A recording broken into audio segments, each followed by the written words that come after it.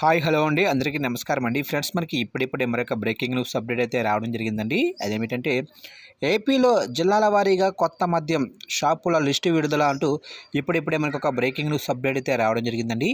అయితే ఇందుకు సంబంధించిన పూర్తి వివరాలు అయితే మన వీడియోలో తెలుసుకుందామండి. వీడియో మాత్రం ఎక్కడా స్కిప్ చేయకుండా చూడండి ఫ్రెండ్స్, అప్పుడే మనకి పూర్తి సమాచారం అయితే తెలుస్తుంది.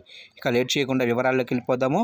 రాష్ట్రంలోని కొన్ని నియోజకవర్గాల్లో ఎమ్మెల్యేలు, ముఖ్య నాయకులు ప్రభుత్వ ఆదాయానికి గండి కొట్టేలా వ్యవహరిస్తున్నారు. తమ నియోజకవర్గాల పరిధిలోనే మద్యం దుకాణాలకు ఎవరు దరఖాస్తులు వేయవద్దని, వాటిని తమకు వదిలేయాలని మద్యం వ్యాపారులను హెచ్చరిస్తున్నారు. కొందరైతే తాము రూపాయి కూడా పెట్టుబడి పెట్టబోమని, అయినా తమకు వాటా ఇవ్వాలని, దానికి అంగీకరిస్తేనే దరఖాస్తు చేసుకోవచ్చని చెబుతున్నారు. కొందరు ప్రజాప్రతినిధులు నేరుగా మద్యం వ్యాపారులకు ఆదేశాలు ఇస్తుండగా, మరికొందరు తమ ప్రధాన అనుచరులతో చెప్పిస్తున్నారు. తమను కాదని దరఖాస్తు చేస్తే తర్వాత వ్యాపారం ఎలా చేస్తారో చూస్తామంటూ హెచ్చరిస్తున్నారు. దీంతో మద్యం దుకాణాల లైసెన్సులకు ఆశించిన స్థాయిలో దరఖాస్తులు అయితే రావటం లేదు. ఇక 961 దుకాణాలకు ఒక్క దరఖాస్తు కూడా రాలేదు. ఇక రాష్ట్రంలోని 961 మద్యం దుకాణాలకు ఇప్పటి వరకు ఒక దరఖాస్తు కూడా రాలేదు. అత్యధికంగా తిరుపతి జిల్లాలోనే 133 దుకాణాలకు దరఖాస్తులేవీ రాలేదు. ఇక నెల్లూరులో 84, కాకినాడలో 58, ప్రకాశం జిల్లాలో 60, ఇక శ్రీ సత్యసాయి జిల్లాలో 60, విశాఖపట్నంలో 60 దుకాణాలకు ఒక్క దరఖాస్తు కూడా రాలేదు. ఇక ఒడిశా సరిహద్దుల్లో దరఖాస్తులు వేయవద్దని హుకుం. ఇక శ్రీకాకుళం జిల్లాలోనే ఒడిశా సరిహద్దులోనే ఓ నియోజకవర్గంలోనే దుకాణాలకు దరఖాస్తులు వేయవద్దని కీలక నేత తరపున మద్యం వ్యాపారాలకు చెబుతున్నారు. ఇక ఒడిశాకు చెందిన ఓ ఎమ్మెల్యే తండ్రి దుకాణాలన్నిటికీ దరఖాస్తులు వేస్తారని, ఆయనకు వదిలేయాలని ఆదేశిస్తున్నారు. కాదని ఎవరైనా దరఖాస్తు చేస్తే పర్యవసానాలు తీవ్రంగా ఉంటాయని హెచ్చరిస్తున్నారు. తమ కోసమే ఈ పాలసీ వచ్చిందని బహిరంగంగానే చెబుతున్నారు. శ్రీకాకుళం జిల్లాలోనే 2 నియోజకవర్గాల ముఖ్య ప్రజాప్రతినిధులు ఇటీవల విశాఖపట్నంలో మద్యం వ్యాపారులతో సమావేశమయ్యారు. వారి నియోజకవర్గంలోనే మద్యం దుకాణాల కోసం ఎవరూ దరఖాస్తు చేయొద్దని హెచ్చరించారు. ఇదే జిల్లాలో జాతీయ రహదారిపై ఉన్న మరో కీలక నియోజకవర్గానికి చెందిన ముఖ్య నేత కొన్ని దుకాణాలను తమకు వదిలేసి మిగతా వాటికే దరఖాస్తులు చేసుకోవాలని మద్యం వ్యాపారులకైతే చెప్పారు. ఇక పల్నాడు జిల్లాలోనే ఆ నియోజకవర్గంలో సొమ్ము చెల్లిస్తేనే అంటున్నారు. ఇక పల్నాడు జిల్లాలోనే ఓ కీలక నియోజకవర్గంలో మద్యం దుకాణాలకు దరఖాస్తు చేసుకోవాలంటే ఒక్కొక్క దుకాణానికి ఎంత చొప్పున తమకు సొమ్ము చెల్లించాలని, తర్వాత దుకాణాలలో వాటా ఇవ్వాలని ముఖ్య నేత కుమారుడు చెబుతున్నట్లు సమాచారం. ఇక గుంటూరుకు సమీపంలోనే ఓ నియోజకవర్గంలోనే మద్యం దుకాణాలకు దరఖాస్తు చేసుకోవాలంటే తమకు వాటా ఇవ్వాలని డిమాండ్ చేస్తున్నట్లు తెలిసింది. ఇక గుంటూరు పల్నాడు జిల్లా పరిధిలో 3 నియోజకవర్గాలు మినహా మిగతా అన్ని చోట్ల ఇలాంటి పరిస్థితి. ఇక విజయవాడ సమీపంలోనే 2 నియోజకవర్గాల్లో, నగరంలోనే మరో నియోజకవర్గంలో, కృష్ణా జిల్లాలో గత ప్రభుత్వం హయాంలో క్యాసినోలకు గుర్తింపు పొందిన ఓ నియోజకవర్గంలో, ఏలూరు జిల్లాలోనే నియోజకవర్గంలోనే మద్యం దుకాణాలకు అక్కడ ముఖ్య నేతలు అనుమతించిన వారు మినహా వేరెవరూ దరఖాస్తు చేయడానికి వీల్లేదని అనధికారిక ఆదేశాలు అమలవుతున్నాయి. దీంతో అక్కడ పెద్ద సంఖ్యలో దరఖాస్తులు దాఖలవ్వాల్సి ఉన్నా పడలేదు. ఇక అనంతపురంలోనే ఓ ప్రధాన నియోజకవర్గంలో కూడా ఇదే పరిస్థితి.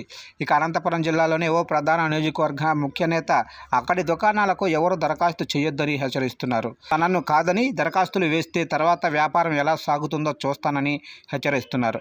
ఇక శ్రీ సత్యసాయి జిల్లాలో చిత్తూరు సరిహద్దుల్లో ఉన్న ఓ నియోజకవర్గంలో కీలక నేతకు సంబంధించి వ్యక్తులు తప్ప వేరెవరూ దరఖాస్తులు వేయట్లేదు. కర్నూలు, నంద్యాల, వైఎస్ఆర్, అన్నమయ్య జిల్లాల్లోనే పలు నియోజకవర్గాల్లోనూ ఇలాంటి పరిస్థితే ఉంది. ఇక విజయనగరంలో అత్యధికం. విజయనగరం జిల్లాలో 153 దుకాణాలు నోటిఫై చేయగా వాటిల్లో 5 మినహా మిగతా వాటికి రాష్ట్రంలోనే అత్యధికంగా 855 దరఖాస్తులు వచ్చాయి. ఏలూరు జిల్లాలో 144 దుకాణాలు నోటిఫై చేయగా ఇప్పటి వరకు 706 దరఖాస్తులు అందాయి. ఇక 16 దుకాణాలకు మాత్రం ఒక్క దరఖాస్తు అయితే రాలేదు. ఎన్టీఆర్ జిల్లాలో 113 దుకాణాలు నోటిఫై చేయగా 613 దరఖాస్తులు అయితే వచ్చాయి.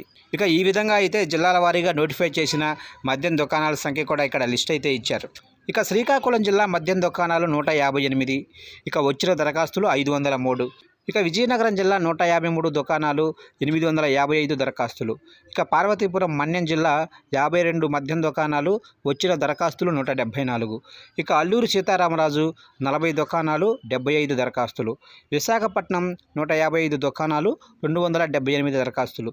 ఇక అనకాపల్లి చూసుకున్నట్లయితే 136 దుకాణాలు, వచ్చిన దరఖాస్తులు 267. కాకినాడ చూసుకున్నట్లయితే 155 దుకాణాలు, ఇక వచ్చిన దరఖాస్తుల సంఖ్య 197. ఇక డాక్టర్ బిఆర్ అంబేద్కర్ కోనసీమ చూసుకున్నట్లయితే 133 దుకాణాలు, 311 దరఖాస్తులు. ఇక తూర్పుగోదావరి చూసుకున్నట్లయితే 125 దుకాణాలు, 424 దరఖాస్తులు.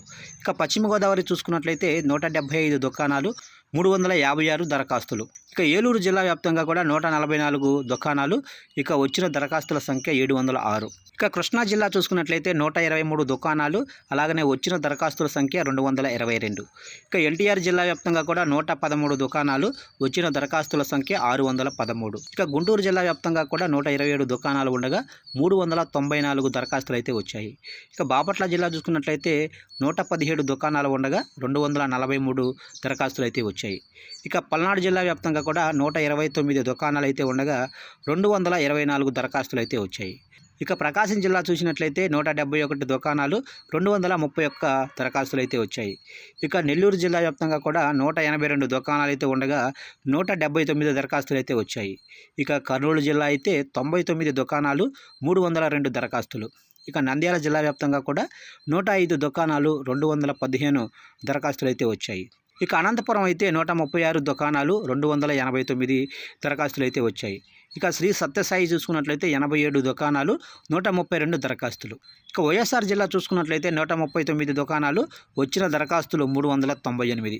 ఇక అన్నమయ్య జిల్లా చూసుకున్నట్లయితే 111 దుకాణాలు, 232 దరఖాస్తులు. ఇక చిత్తూరు జిల్లా వ్యాప్తంగా కూడా 104 దుకాణాలు, 287 దరఖాస్తులు. ఇక తిరుపతి జిల్లా వ్యాప్తంగా కూడా 227 మద్యం దుకాణాలు ఉండగా 165 దరఖాస్తులు అయితే వచ్చాయి. ఈ విధంగా అయితే దరఖాస్తుల సంఖ్య అయితే రావడం జరిగింది.